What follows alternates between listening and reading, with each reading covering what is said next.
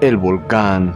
Estos increíbles fenómenos de la naturaleza capaz de generar daños inminentes. De acuerdo con el Instituto Geofísico de la UNAM, los efectos más serios de una erupción volcánica se limitarían a un radio de 20 a 30 kilómetros del mismo cráter. La duración de estas erupciones puede variar de acuerdo al tipo de volcán y el lugar en donde esté ubicado. Se estima que puede durar desde días, meses e inclusive más de 10 años. Esta grabación fue captada de manera inesperada con el riesgo de que en cualquier momento pudo haber despertado.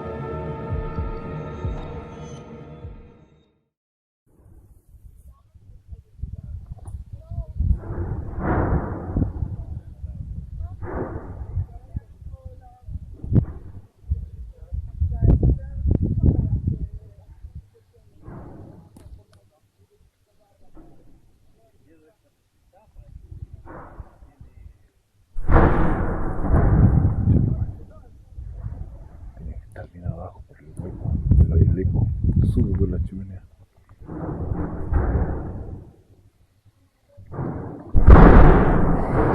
¿Viste cómo vibró todo?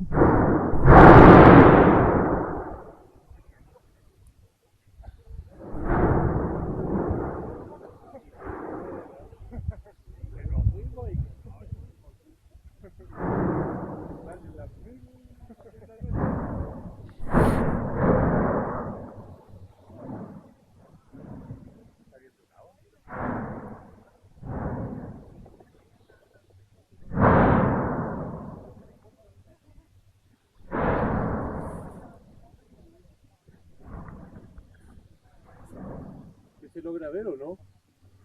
Estamos escuchando, ¿Estás grabando las explosiones? sí, los sonidos.